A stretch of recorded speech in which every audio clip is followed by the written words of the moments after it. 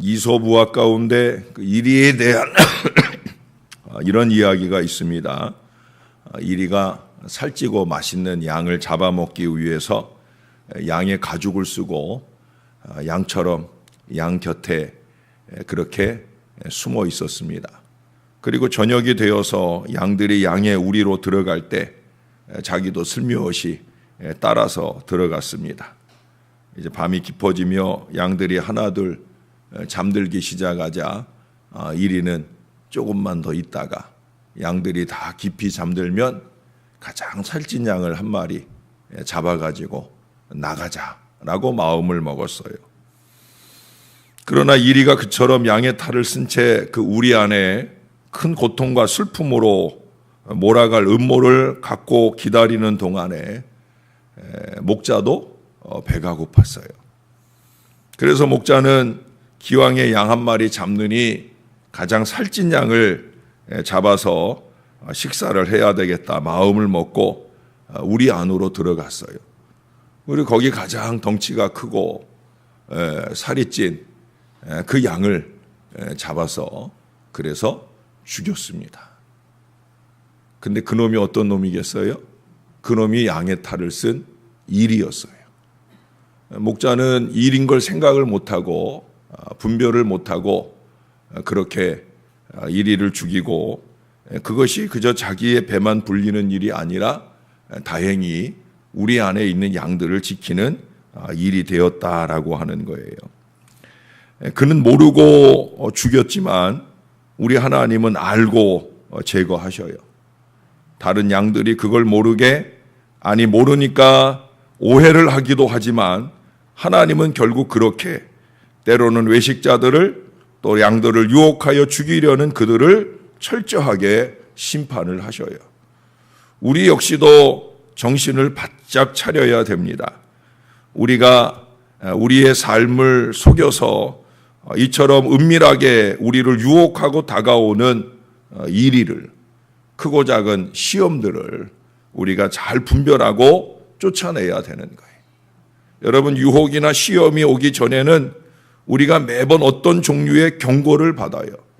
특별히 우리처럼 이렇게 예배 속에 사는 사람은 말씀을 통해 더 깊은 경고를 받아요. 말씀을 통해 주시는 그 경고를 깨달을 줄 아는 게 바로 신앙이 성장하는 비결이에요. 목사가 제일 안타까운 것은 예배 생활이 없이 지내는 사람이에요. 날마다 말씀을 펼치지 못하고 지내는 사람들이에요. 왜? 그들은 하나님이 경고를 주실래도 주실 수가 없고 경고를 주셔도 깨닫지를 못하니까. 저나 여러분은 얼마나 다행인지 몰라요. 언제나 말씀 앞에 서서 말씀이 주시는 이 경고의 깨달음을 가질 수 있다는 것. 이것이 저와 여러분의 첫 번째 복입니다. 그러나 우리는 그 다음으로 나아갈 수 있어야 되는 거예요. 말씀을 통해 내게 경고하시는 사인을 깨달을 수 있어야 된다는 거죠. 하나님은 자연의 법칙 속에서 그런 것들을 많이 보여주잖아요. 지금도 이제 아침 저녁으로 선득선득해져 오니까 우리는 가을이 오는구나 하는 걸 알게 되고 또 금세 또 기온이 영하로 떨어지면 얼음이 얼고 그렇게 겨울이 오게 되는 것을 감지하게 합니다.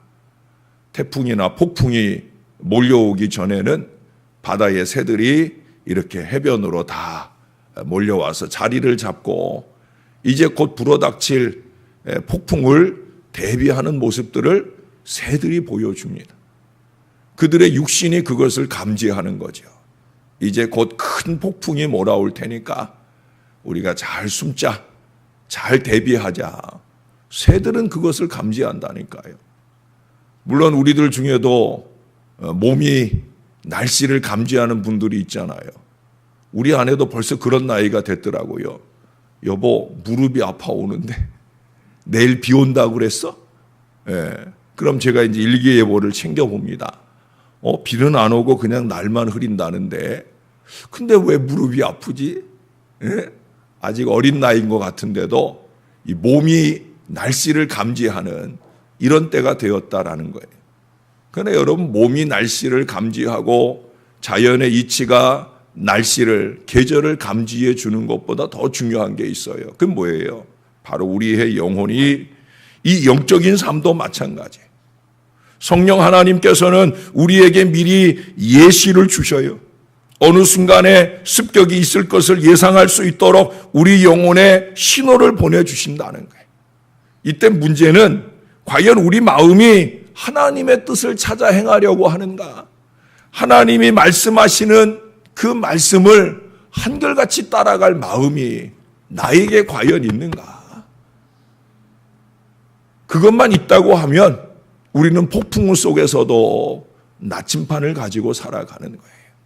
그 나침판이 우리의 갈 길을 밝히 보여주고 크고 작은 유혹과 시험을 이기는 역사를 우리에게 주실 줄로 믿습니다. 오늘 본문의 르호보암은 그걸 알지 못했어요. 1절의 말씀에 보니까 나라가 견고하고 세력이 강해짐에 그가 여호와의 율법을 버렸다. 왕위에 올라 우리가 지난 11장에 본 것처럼 하나님께서 그의 나라를 강성하게 해주셨어요. 하나님이 해주신 거예요. 근데 사람들이 이게 어려울 때 하나님 찾고 하나님이 은혜 주셔서 하나님이 역사를 주셔서 잘 되고 형통하면 하나님이 주신 걸 자꾸 잊어버려요. 르호보암 같이 이렇게 된다는 거예요. 그는 자기가 잘나서 그렇게 된 줄로 알고 그 하나님으로 인해서 안정된 권력, 그 권력을 누리게 되건만 안타깝게도 그것을 오용하고 남용하는 이 어리석은 가운데로 나아가게 되는 거예요. 여러분, 그는 악한 유혹을 이기지 못하고 결국 죄악에 젖어 살게 되었다는 거예요. 사람을 악한 길로 이끄는 유혹의 바람은 르호보암 왕에게 부는 것만은 아닙니다. 저에게도 불 수 있고 여러분들에게도 불 수 있는 거예요. 근데 문제는 여기 1절에서 보는 것처럼 그가 여호와의 율법을 버리니 온 이스라엘이 본받았다. 문제는 바로 이 지도자가 이 죄악의 유혹에 넘어졌을 때에 그 파급되는 효과의 문제예요. 목사가 넘어가면 그러면 교회가 어려워지는 거예요. 목사만 아니에요. 교회의 평신도 지도자들이신 우리 장로님들이나 안수 집사님들이나 권사님들이나 사랑방의 리더나 헬퍼나 교회 학교 교사들이나 이런 지도자급 사람들이 이 유혹과 시험에 무너지고 하나님의 뜻을 바로 행할 마음을 놓쳐버리게 되면 뭐예요? 온 이스라엘이, 온 백성들이, 온 성도들이 본받아지는 거예요. 독이 오르고 악이 오르고 안타깝고 어리석게 행하게 되는 일이 쉬워지는 거예요. 여러분, 유혹의 바람은 어느 때든지 불어옵니다. 그런데 이런 유혹의 바람에 대해 우리가 기억해야 할 일이 있다는 거예요. 그게 뭐예요? 유혹의 바람이 불어오기 전에 성령 하나님께서는 바로 하나님의 사람들에게 미리 사인을 주신다는 거예요. 그래서 미리 대비하게 하십니다. 폭풍이 불어오기 전에 나타나는 징후처럼 유혹의 폭풍에도 신호가 있다는 거예요. 우리가 이것을 잘 감지하려고 하면 제가 어제도 말씀드렸잖아요. 충만해야 되는 거예요. 말씀이 충만한 생활이 되시기를 바랍니다. 기도가 충만한 생활이 되시기를 바랍니다. 전화통 붙잡을 거 없다는 거 제가 자주 강조하잖아요. 하나님 앞에 무릎 꿇는 게 길인 거예요. 사람 찾아다닐 일 없는 거예요. 하나님 앞에 무릎 꿇고 말씀 앞에 무릎 꿇고 마음의 문을 여는 것이 그것이 중요하다는 거예요. 그렇지 않으면 무력하게 넘어가는 거예요. 제대로 알지도 못하고 떠들어대는 소리들에 마음이 흔들리기도 하고 아니 때로는 그 소리의 주인공이 되기도 합니다. 지금 자신에게 폭풍 전야의 그 사인이 하나님께로부터 계속 보내오고 있는데 깨어있지 못하니 충만하지 못하니 감지하지 못하게 되는 일들이 있다는 거예요. 여러분, 만약 유혹의 폭풍이 거세게 몰아친다면 어떻게 해야 되겠습니까? 어떻게 우리가 그 유혹을 이기고 승리할 수 있겠느냐 하는 거예요. 이 악한 유혹을 이기려면 무엇보다 마음이 중요합니다. 우리가 어떠한 희생을 치르고라도 온 마음으로 하나님의 뜻을 행할 결심이 서 있다라고 하면 우리의 삶 속으로 들어오는 적에 대해서 우리는 결코 두려워할 이유가 없어요.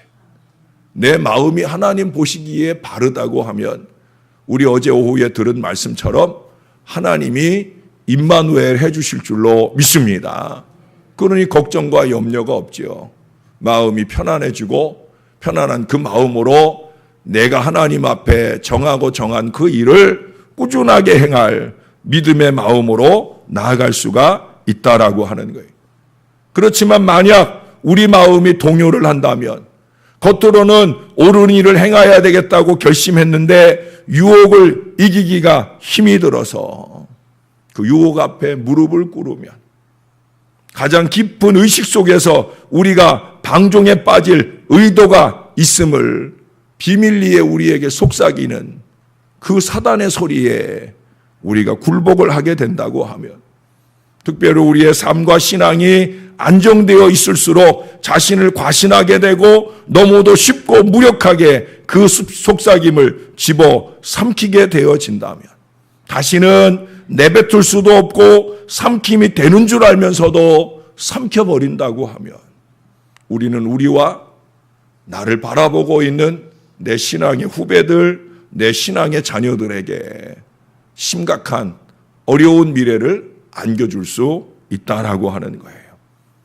다시 한번 강조해 말씀드리건대 유혹과 시험을 이기기 위해 마음이 중요해요. 그 마음이 중요하다면 우리가 해야 할 일은 뭐냐? 이 마음을 잘 준비해야 된다는 거예요. 마음의 뜻이 문제 해결에 중요한 열쇠가 된다고 하는 사실을 잊지 말아야 됩니다. 위기의 때, 유혹의 때에 뒷문을 열어주는 사람들이 좋게 보여도 거기를 따라가는 것이 아니다라고 하는 거예요. 그러므로 하나님이여 내 마음이 확정되었고 내 마음이 확정되었으니 라고 외친 이 다윗처럼 신령한 신성한 마음의 결심을 할 수 있어야 된다는 거예요. 우리가 몸부림친다 하는 말을 하잖아요. 내가 결단한 그 결심을 결실로 이루어가기 위해서 결실로 이루어가기 위해서 온 몸을 다해서 노력하는 게 몸부림치는 거잖아요. 우리 예수 믿는 사람들은 몸부림 이상의 영부림을 쳐야 된다는 얘기를 제가 하잖아요. 예? 우리의 영이 하나님의 뜻을 이루어가기 위해서 몸부림치듯 그렇게 간절함으로 하나님께 매달리고 살아야 된다는 거예요. 영부림만 아니에요. 그 영부림이 정직하고 바른 것이면 그것을 삶 가운데 결실해 가기 위한 삶부림, 삶 전체가 그것을 추구하고 노력하는 그런 믿음의 마음들이 있어야 된다는 거예요. 그러나 여러분 우리가 잊지 말아야 될 것은 이러한 확고부동한 확정된 이 믿음의 마음은 내 의지로 되는 게 아니에요. 내 의지로 될 수 없어요. 우리는 그렇게 강하지 않아요. 그래 어제도 그 임마누엘 말씀을 오후에 주시면서 우리에게 강조한 게 그거잖아요. 우리가 스스로 할 수 없기 때문에 성령 하나님이 우리에게 내주하시고 우리 안에 충만하셔서 그 일을 이루게 해 주시는 줄로 믿습니다. 성령 하나님을 의지해야 돼요. 그 하나님이 내 안에 충만하게 채워지도록. 그래 다윗도 기도하잖아요. 내 하나님이여 내 안에 정직한 영을 새롭게 하소서. 다윗이 얼마나 충만한 믿음의 사람이에요. 입술만 열면 신령하기 그지없는 그런 아름다운 찬양을 쏟아내고 간절한 믿음의 기도를 수려하게 내뱉는 그 귀한 믿음을 우리에게 도전하잖아요. 그런 다윗도 하나님께 구해요. 하나님이여 내 영혼에 정직한 영을 새롭게 해주세요. 이것이 저와 여러분의 기도가 되어야 할 줄로 믿습니다. 14절의 말씀을 반대로 해야 된단 말이에요. 14절에 보니까 르호보암이 악을 행하였으니 이는 그가 여호와를 구하는 마음을 굳게 하지 아니하였다. 여러분, 여호와를 구하는 마음을 굳게 하지 않는 사람들이 너무 많아. 교회 다닌다고 하면서, 신앙생활 한다고 하면서, 아니 어찌 여호와를 구하는 마음이 굳지 못한 채 살 수 있는지 참 신기할 때가 있어요. 안타까울 때가 있어요. 저나 여러분의 마음은 하나님을 구하는 그 마음이 굳은 마음이 될 수 있기를 바랍니다. 간절한 마음이 되어야 되는, 주여 부를 때마다 그 간절한 마음으로 주의 성령이 내 안에 내주하시고 나를 주장하고 이끌어 가시기를 소원하는 마음이 간절해야 되는 거예요. 우리가 그렇게 유혹과 시험 가운데 하나님 버리지 아니하고 정직한 영과 위기 앞에 르호보암처럼 스스로 겸비된 마음으로 하나님 앞에 설 수만 있으면 하나님은 우리를 실어 버리지 아니하시며 우리를 지키시고 돌봐 주실 줄로 믿습니다. 우리가 읽은 부분에 보면 이 르호보암이 악하게 행하니까 하나님이 사인을 주시려고 애굽의 시삭으로 하여금 이 르호보암, 이 남유다를 쳐들어오게 하잖아요. 그래 아비야 선지자를 통해서, 스마야 선지자를 통해서 그들을 깨우치잖아요. 사인을 보냈단 말이에요. 너희 얘네들이 왜 쳐들어왔는지 아느냐? 너희 이 어려움을 왜 만났는지 아느냐? 정신 차려. 다행스럽게도 르호보암이 그 사인을 받았어요. 이스라엘 백성들이 그 사인을 받았어요. 6절, 7절에 보니까 그들이 스스로 겸비하여, 겸비가 뭐예요? 자신을 낮추는 거예요. 겸손히 순종하는 거예요. 그래서 하나님 뜻에 순종하며 살겠습니다 하는 이 고백을 드리니까 하나님께서 일으켜 주시잖아요. 죄를 범한 이 어리석은 인생들도 사인을 감지하고 정신을 번쩍 차릴 때 하나님께서 구원의 손길을 내밀어요. 근데 오늘 7절 하반절에 보면 재미난 표현이 있어요. 거기 보면 저희를 조금 구원하여. 옛날 개역 한글은 더 재밌어요. 대강 구원하여. 예? 구원의 흉내만 딱 내주셨다는 거예요. 예? 구원의 손길이 부족하고 힘이 없어서가 아니라 어쩌나 보시려고 잠시 모면하게 하시는 거예요. 르호보암은 안타깝게도 잠시 모면하니까 또다시 하나님을 구하는 마음을 굳게 하지 못하고 어리석은 가운데 가게 되는데, 사랑하는 여러분, 저와 여러분은 그러면 안 되는 줄로 믿습니다. 멸망시키지 않으셨다고, 완전히 무너뜨리지 않으셨다고 하나님이 다 용서했느냐? 아니라는 거예요. 사인을 감지하고 정신을 바짝 차려서 좀 더 지켜보시는 하나님 앞에 완전한 구원이 유보되지 않도록, 여러분 우리가 늘 신앙 고백하는 사도신경에 보니까 장사된 지 사흘 만에 죽은 자 가운데서 다시 살아나셨으며 하늘에 오르시어 전능하신 아버지 하나님 우편에 앉아 계시다가 거기로부터 살아있는 자와 죽은 자를 심판하러 오십니다. 주님이 뭐 하려고 기다리고 계시느냐? 저와 여러분에게 끊임없이 이 사인을 보내시며 뭐 하시려고 기다리시느냐? 죽은 자와 산 자, 산 자와 죽은 자. 믿음이 있는 것 같다 하지만 믿음이 없는 자와 믿음이 없어 보일지라도 그 마음에 확고부동한 믿음의 심지를 가지고 하나님을 구하는 마음이 굳은 주의 백성을 구분하고 심판하는데 주님은 그때를 기다리고 계시다라고 하는 거예요. 르호보암처럼 그저 잠시 위장된 신앙이 아니라 한결같이 언제든지 그렇게 주님 보시기에 아름다운 믿음으로 사라질 때 저와 여러분 안에 틈타려 하는 모든 불안과 염려와 시험들이 열길로 물러가게 될 줄로 믿습니다. 베드로전서 5장 7절의 권면처럼 염려를 우리 하나님께 맡겨버린 대신에 근신하고 깨어서 우는 사자같이 삼킬 자를 두루 찾아다니는 이 대적마귀를 이겨낼 수 있는 그런 믿음으로 무장하는 저와 여러분이 되어야 할 줄로 믿습니다. 그래야 하나님께서 그 견고한 믿음의 심지를 보시고 평강에서 평강으로 인도하시는 거예요. 폭풍 가운데 평안, 이 진정한 평안을 위해서 힘차게 전진하고 나가는 순전한 믿음, 순전한 신앙 다 되어 주시기를 우리 구주 예수님의 이름으로 간절히 축원합니다. 기도하겠습니다. 하나님, 내 마음이 확정되고 확정된 때라도 끊임없이 크고 작은 유혹이 찾아옵니다. 내가 가장 친하여 하는 사람을 통해, 때로는 내 가족들을 통해 툭툭 던져지는 그 말들을 통해 하나님, 내 안에 크고 작은 시험과 유혹이 몰려옵니다. 나는 하나님 앞에 바로 서 있고 싶은데 이 유혹의 물결이 나를 쓰러뜨리고 무너뜨리려 합니다. 거대한 폭풍을 우리 가운데 몰아치며 그렇게 우리를 무너지게 하려고 하는 악한 사단 마귀는 우는 사자와 같이 삼킬 자를 늘 찾아 헤매나이다.